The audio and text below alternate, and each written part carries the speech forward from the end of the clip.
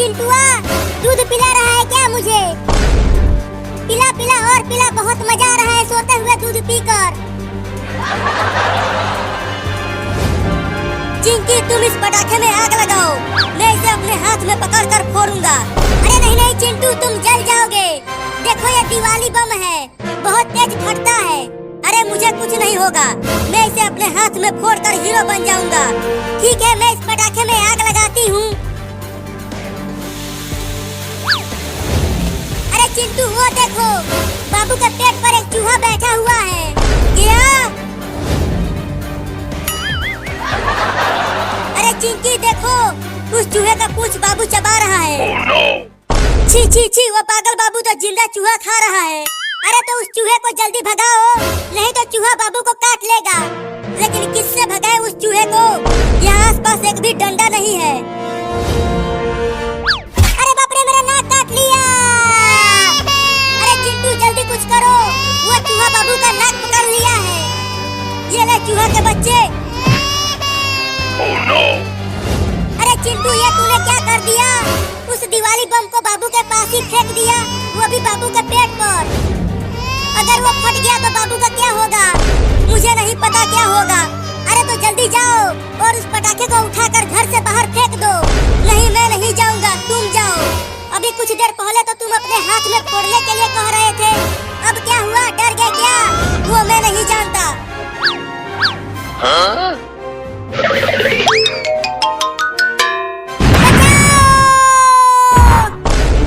अरे दादा, हड्डी पसली एक हो गई। Oh, no! लगता है किसी ने परमाणु बम फोड़ दिया। अरे बाप रे, मेरा पेट इतना काला कैसे हो गया? मैं तो गोरा हूँ। बाबू तुम ठीक तो हो ना? तुम्हें कुछ हुआ तो नहीं? अरे मैं तो सो रहा था, तो मुझे बम फोड़ के कौन उड़ाया? चिंटुआ ने तुम्हारे पेट पर दिवाली बम फोड़ दिया था। क्या? तभी कहूँ मेरा ये पेट करिया कैसे हो गया? अब तू नहीं बचेगा चिंटुआ।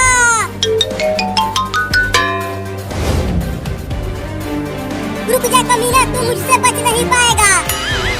अरे मैंने तो चूहे को भगाने के लिए पटाखे को फेंका था, इसमें मेरी कोई गलती नहीं है, सब तेरी ही गलती है। अरे नहीं, अब कहाँ बच के जाएगा? नहीं नहीं, मुझे छोड़ दो। Huh? Oh, no! बाबू छोड़ दे चिंटू को, अब वो तुम्हारे पेट पर कभी भी पटाखा नहीं फोड़ेगा। हाँ बाबू, अब पटाखे नहीं फोड़ूंगा। ये बहुत ही कमीना है चिंकी, अगर इसे छोड़ दिया तो ये फिर से पटाखा फोड़ेगा। ये लो। Oh, no! मम्मी बचाओ, बाबू मुझे उड़ा रहा है। मम्मी बाजार गई है दिवाली का सामान लाने, तो वो तुम्हारी मदद नहीं कर पाएगी। अरे तो तुम कुछ करो ना, और मुझे उड़ने से जल्दी रोको।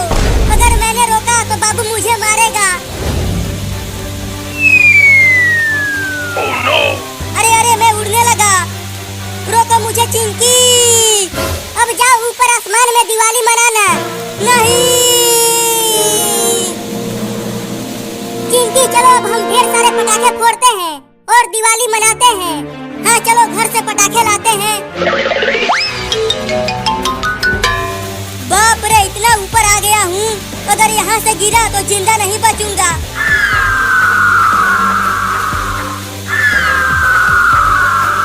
अरे ओ गिद्ध भाई, बचा लो मुझे।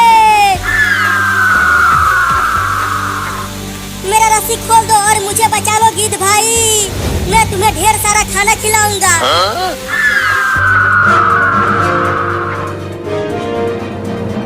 चिंकी, इस पटाखे में आग लगाओ, इसे मैं अपने पीठ पर फोड़ूंगा।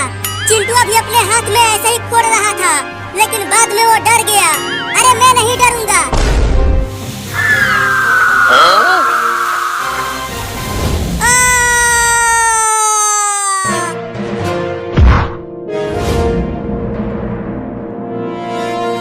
अब अपना बदला लूंगा उस बाबू से।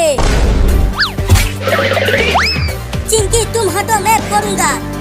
ठीक है, फोड़ो। Oh, no!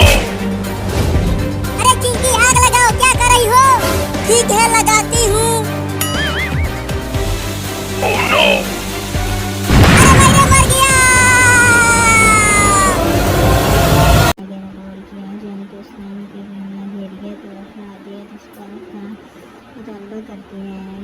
پرانی اور مذہبی سرگرمیوں میں نہ کوئی تبصرہ ہو اور نہ رسمی تقسیم رمضان دراصل تذکرہ کا مہینہ اور مال کے تذکرے کے بغیر اس ماہ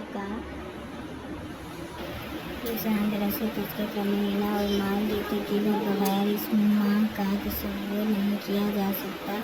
معاشی معاملات کے حوالے سے رمضان کریم سب سے پہلے جس پہلو کی طرف تمام اہل ایمان کے مترادف وہ اللہ کے خوف کے ساتھ خرید و فروخت کرنا ہے۔ اگر ایک شخص رمضان کے روزے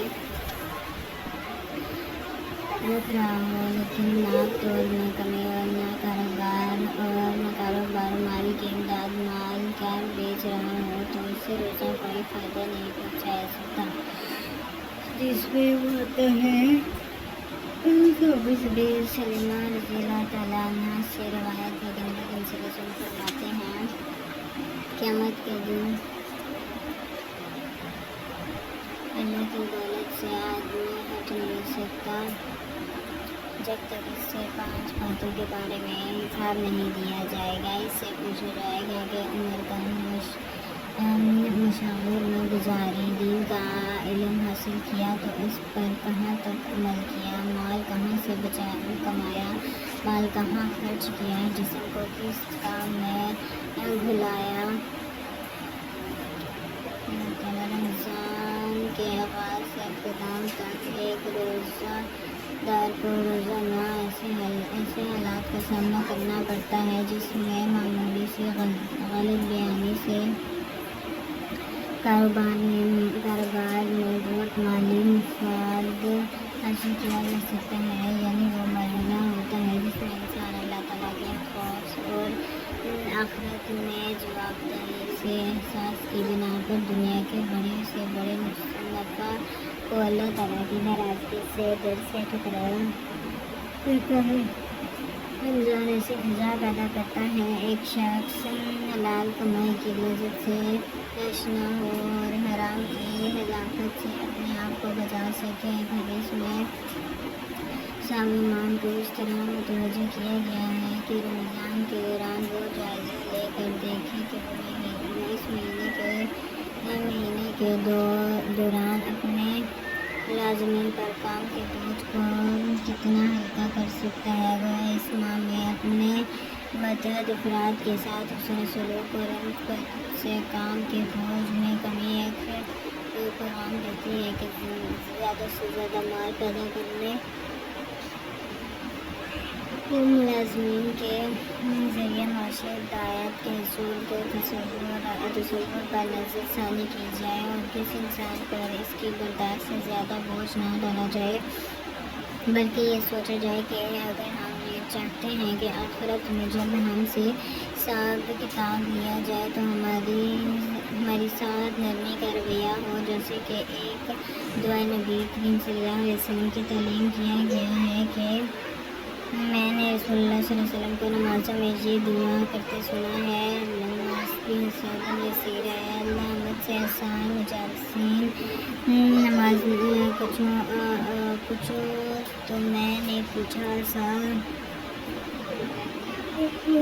کا کیا مطلب ہے؟ آپ صلی اللہ علیہ وسلم نے فرمایا آسان اور صابر ہے کہ بندے کا اعمال نامہ دیکھے بغیر اس کی برائیوں سے درگزر کرے۔ پھر فرمایا عائشہ جس کا حساب لیتے وقت ایک چیز کی گرد کی گئی تو اس کی خیر نہیں، تو ہمیں اپنے متحد کام کرنے والوں کے ساتھ بھی نرمی کا رویہ اختیار کرنا چاہیے۔ رمضان کریم نرمی روح کا احساس دلاتا ہے۔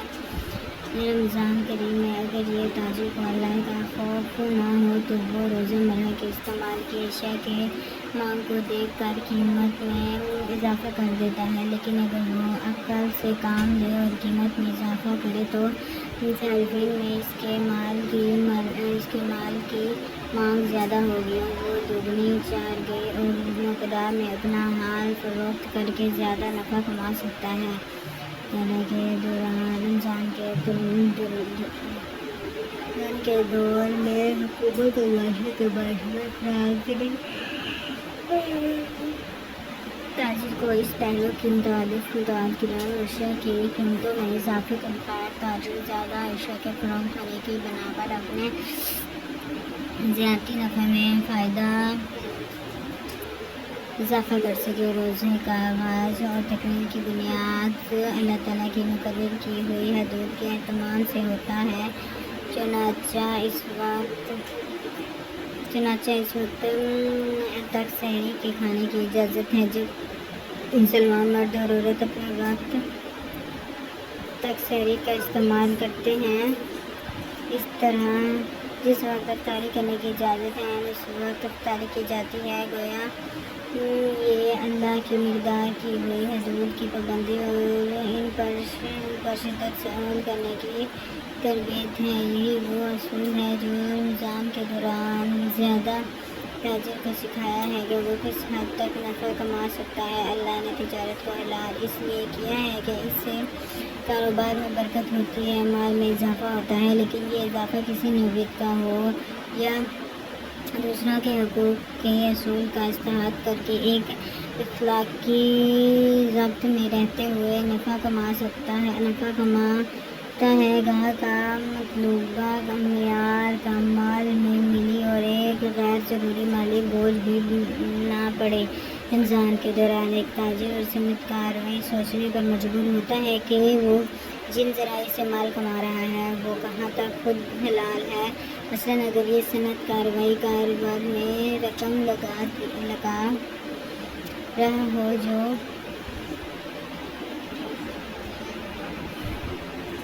शुबह या हराम हो, जिसे स्टॉक मार्केट में बाजारी लगाना या मौजूद नसीहत मुशावरे तैयार करके अफराद करना या ऐसे इश्तराक का इस्तेमाल जो फहश और गैर अखलाकी हो से ड्रामों की तैयार करके अमल बना दिया जो अखलाक के मुनाफी हो, तो क्या इसका अपने माल का हराम और इशराक का इस्तेमाल करना दुरुस्त कहा जा सकता है।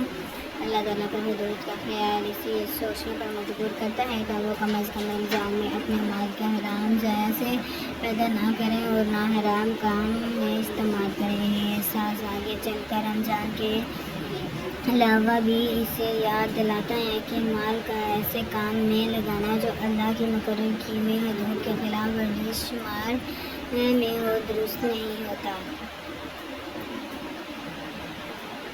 रमज़ान का एहतराम न सिर्फ हराम से बचने की तरबियत देता है बल्कि मुस्बत तौर पर ऐसे कारोबार का तरजीह पर उभरता है जो इंसान की तलाह और माशरे में मुआशी अदल का क़याम कर सके। रमज़ान बैनुल-अक़वामी सतह पर तिजारत के फराह का मौका फराहम करता है। चूँकि ताजिर गवर्नर शांत या इस्लामाबाद में रहता हो चाहता है कि वह मुनासिब कीमत पर मराकश और ईरान सऊदी अरब की बेहतरीन खजूरें जो कतार और इस्लामाबाद के बाज़ारों में फराहम कर सके, वो इस गर्ज से इंटरनेट के ज़रिए ममालिकिन की ताजिरों से रब्ता करता है और आखिरकार इस कोशिशों से ज़ार में दूर पैदा होने वाली खजूर से बेशुमार अफराद लज़्ज़त याफ्ता होते हैं।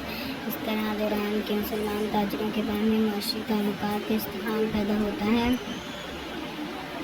रमज़ान करीम में कुरान करीम की साथ होता कि अपने सुन्नत और माफ़ी पर गौर करने से एक ताजिर को ये एहसास होता है कि इसे अपने माल के वाहिद का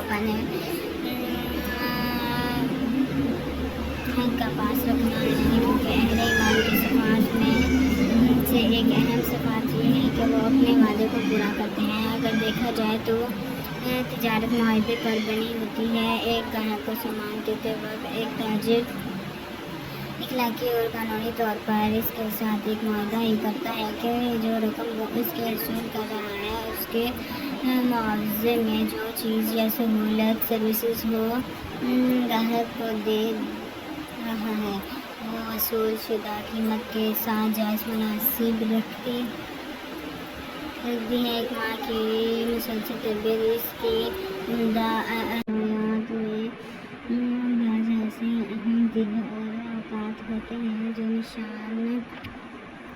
رگڑ سنگے میل کی حیثیت رکھتے ہیں، جن پر اگر غور کیا جائے تو نہ صرف ماضی کے نقش و بازو مستقبل کے اہداف بھی روشن ہو جاتے ہیں۔ یوم باب الاسلام کی اہمیت نہ صرف برصغیر پاکستان کے بسنے والے افراد کے لیے بلکہ پوری دنیا کے مسلمانوں کے لیے غیر معمولی ہے۔ یہ دن اس لحاظ سے اہمیت رکھتا ہے کہ ابن قاسم کے قدموں کا اس ختم اسلام کی دعوت کو لے کر آنا نہ صرف سندھ بلکہ صدیوں بعد دنیا کے نقشے پر اسلام کے نام پر ایک مملکت خودآدھار اسلامی جمہوریہ پاکستان کے قیام کا پیش خیمہ ثابت ہوا۔ 10 رمضان المبارک 93 ہجری کو اول اور ہجری کے مقام پر راجہ دیرات کا شخصیت کھانا اور ابن قاسم کا فتح مند ہونا ایک انفرادی عمل نہیں تھا بلکہ مدر مسلمہ کی تاریخ میں ایک نئے باب کا واسطہ۔ ابن قاسم نے اس خطے میں اسلام کے جو بیج بوئے اس سے آخرکار شجرۃ طیبہ کی شکل میں ایک نئی مملکت کا اظہار ہوا۔ ابن قاسم نے سندھ سے ملتان اور بعض روایات میں کشمیر تک اسلامی دعوت کو پہنچایا۔ اس طرح شمال سے آنے والے مسلم فرمانبردار اور مذہبی تہذیب و ثقافت میں شاہ ولی اللہ دہلوی جیسے عملی سطح پر دین کا قیام کیا تربیتیں کے ستزادہ شاہ عبدالعزیز اور عبدالحق محافظ دہلی کے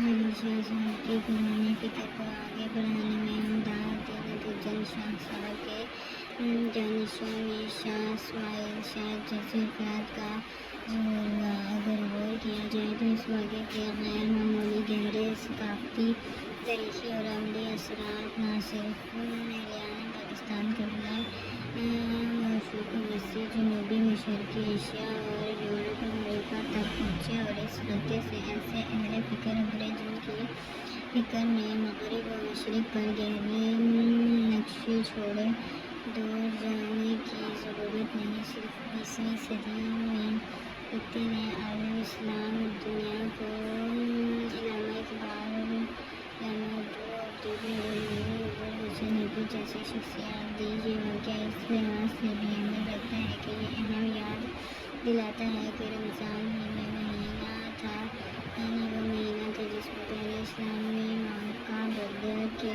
تمام جس نے مستقبل میں انسانیت کے نقشے اور سمت کا تعین کیا اور نظام امن کو تباہ کر کے عدل اور توحید کی بنیاد پر ایک نیا عالم نظام دیا۔ اس نئی تحریک، اس نئی فکر اور نئی پکار نے انسانیت کو ایک نئے روح پر پروار نظام سے متعارف کرایا۔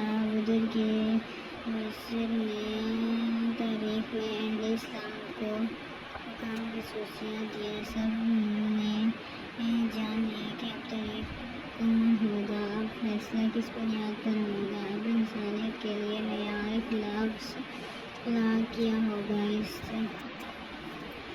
مبارک مہینے میں 70,000 زمین کو فتح مکہ ہوتے سر بدولت منصورتا نے پوری دنیا کا نقشہ بدل کر رکھ دیا۔ بالکل ایسے ہی 10 رمضان المبارک کی راجہ دہلی کی شخصیت اور اسلام کی فتح نے برصغیر میں ایک نئے باب کا آغاز کیا۔ اس میں یوم باب اسلام ہمارے لیے غیر معمولی اہمیت رکھتا ہے۔ ابن قاسم میلاتی نے سندھ اور انسانی حقوق کے تحفظ اور مذہبی افراد کو ریاستی عزم تشدد پایمالی خصوصی انسانیت میں نجات دلانے کی ایک عظیم خدمت کی۔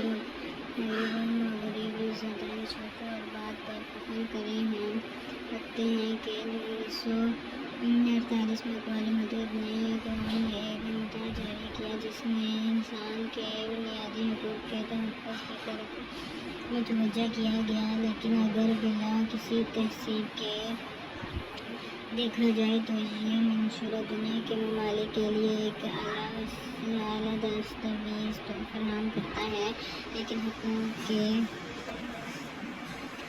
تحفظ کی قانونی ضمانت نہیں دیتا، جبکہ اسلام نے جو انسانی حقوق قرآن و سنت میں دیے ہیں وہ تجویز اور مشورے نہیں ہیں بلکہ قانونی زبان میں حق یا رائٹس کا مقام دیا ہے۔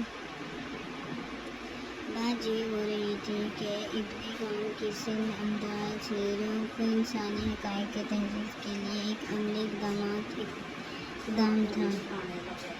اس عرض سے عراق کے مسلمان گورنر جارج بن یوسف نے اگر اسلام کو مسلمان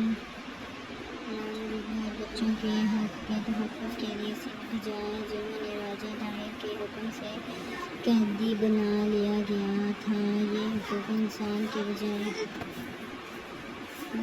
کہ انسانیت کے دور جدید میں پہلا اکثری اقدام تھا۔ ابن قاسم نے جو عالمی روایات 92 سال قبل قائم کی، اس میں سطح پر اقوام متحدہ کے مشہور انسانی حقوق میں تسلیم کیا گیا۔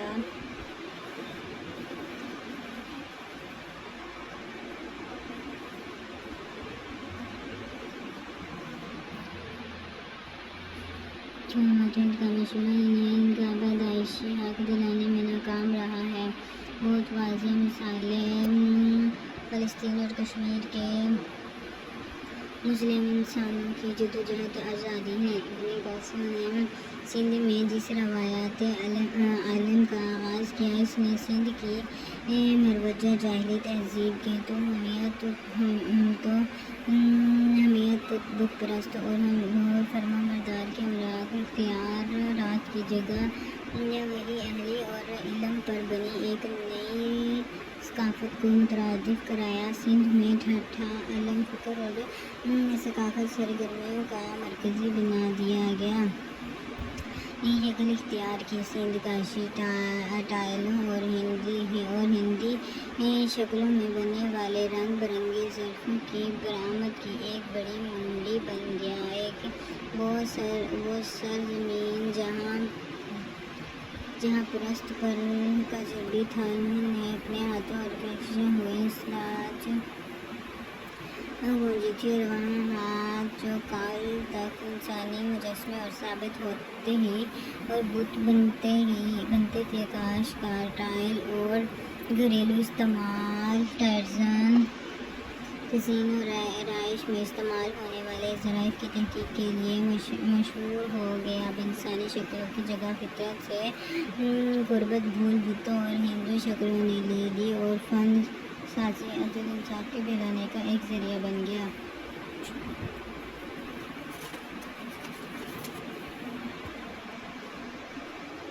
ابن قاسم نے یہاں آ کر حقوق انسانی کی بحالی کا ایک نیا باب تحسین کیا، اور اس نے عادلانہ طرز حکومت کے نتیجے میں رضا کا روانہ طور پر سندھ کے عوام نے اسلام قبول کیا اور دین کے علم و برادرین بن کر عالمی روایت قائم کی، جو آج تک اس خطے کے اندر مجموع کرتے ہوئے خود امت اسلامیہ کے اندر وہ تقسیم پیدا کر لی ہے جنہوں نے بنیاد اسلام میں نہیں ہے۔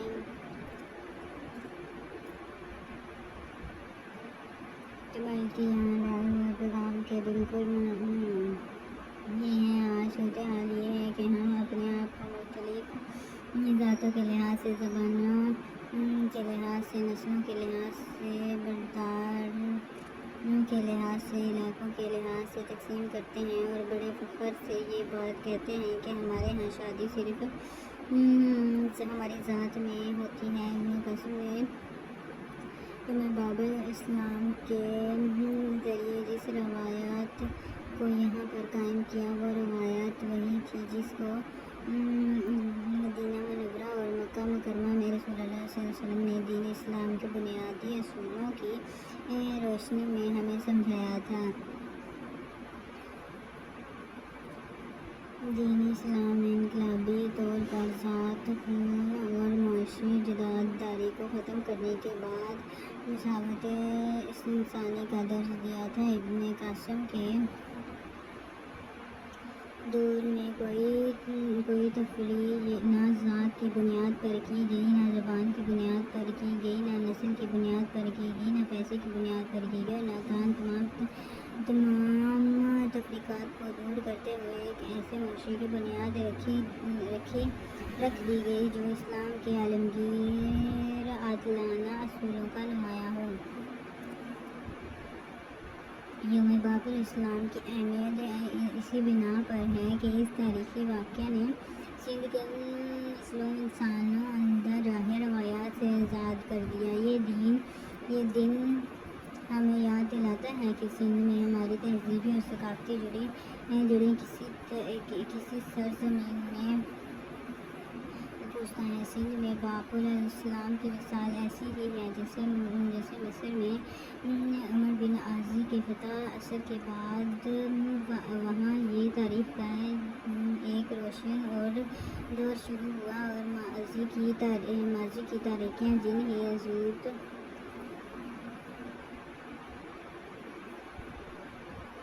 اسلام اکثر مسلمان بنیادی کے طاقت واقعہ کے بعد فرعون کی تہذیب سے اپنے آپ کو انکتا کیا، اور اپنی تاریخ کا آغاز فتح مصر کے بعد وجود میں آنے والی اسلامی تہذیب سے کیا۔ ارحام مصر آج بھی قبل اسلام کی جاہلی تہذیب کی علامت ہے، جبکہ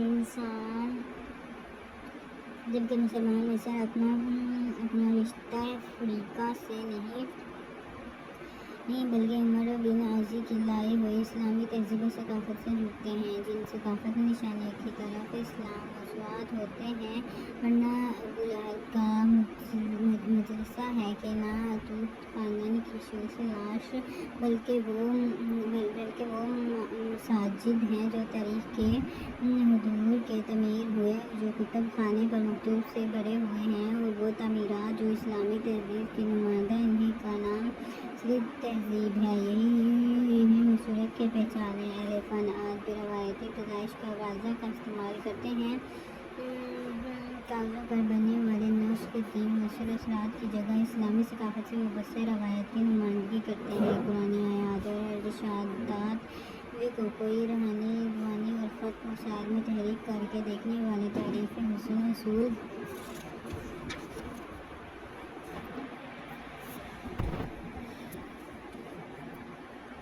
کرتے ہیں۔ اگر غور کیا جائے تو یوں باب الاسلام دراصل ایک نئی ثقافت، ایک نئی تہذیب، ایک نئے رجحان کے آغاز کی علامت ہے۔ یہ میز باہر سے آئے ہوئے ایک فرد کی فتح کی داستان نہیں ہے، کیونکہ یہ فتح جس بنا پر ہوئی وہ کوئی استحالی حملہ نہ تھا، بلکہ یہاں پر حقوق انسانی جس کو صدیوں سے پامال کیا گیا تھا، یہ ان کی بحالی کے لیے ایک جرأت مند وارانہ حرکات بساز انسانی اقدامات تھا۔ یہ ایک لغزشوں کا اقدام تھا جس کے ذریعے ان افراد کو نہ صرف جبراً قدیم کر دیے گئے تھے، بلکہ ان افراد کو جن کے دماغ کو غلام بنا دیا گیا تھا، اور جن پر انسانی اور پتھر کے بتوں کو بطور حکومت حاکم مسلط کر دیا گیا تھا۔ 10 رمضان المبارک کو ابن قاسم کی سندھ میں کامیابی کے اثرات کہاں تک پہنچے، تفصیلات میں جائے بغیر ہم اختصار سے صرف یہی کر سکتے ہیں کہ یوم باب الاسلام نہ صرف برصغیر عالم عمل اسلام کے لیے بھی ایک اہم تاریخی سنگ میل کی حیثیت رکھتا ہے۔ یہ جس نظام کی بنیاد رکھی گئی، اس کی پہچان عدل و روایات، تحمل، حاکمیت، اہلی اور معاشرتی فلاح تھی۔ اس نظام میں انسان کے بلند ہونے کی بنیاد نہ دولت تھی، نہ اس کی نسل، بلکہ اس کا علم و تحفظ۔ سندھ میں اشاعت اسلام کا بڑا سبب اور عادلانہ نظام تھا، جس کے ذریعے ایک اعلیٰ ذات کے افراد اور ایک کم معاشرتی مقام کے حامل شخص کو یکساں عدل کی خصوصیت کا موقع ملے۔ اسلام نے جس روایات کا نظم کیا رہنما تو سندھ نے بغیر کسی مزاحمت کے اس نئے نظام کا استقبال کیا۔ اپنے قاسم کو اپنا نظام ہند و استحکام ہے۔ معاملات میں جو لوگ دین کی سربلندی کے لیے کوشاں ہیں، مسلم حکومت انہیں سخت ناپسند کرتے ہیں اور جین اور دہڑی پن کا نشانہ بناتی ہے۔ ایسی شکل میں تحریک آزادی کی ہے جو ایشیا وسط ایشیا اور افراد میں اپنے انسانی حقائق کے تحفظ کے لیے دنیا میں کی گئی قاسم کی ووٹ ہے جو مفصل لسانی قومیت قبائل بتوں اور اسلامی دشمنان کی سربراہ کی دیگر روایت کو تازہ کرے جو تقریباً 1000 سال قبل اس خطے کی پہچان بن گئی تھی۔ جنیا بن ابی قاسم انسان سے اس روایت سے ابھرے گا۔ اللہ تعالیٰ کی یہ سنت ہے کہ وہ جب ایک قوم اپنے آپ کو بدلنا چاہتی ہو تو اسے ہدایت رہنمائی دیتا ہے تاکہ حق پر غالب آ جائے اور باطل فنا ہو جائے۔ بے شبہ باطل فنا ہونے ہی کے لیے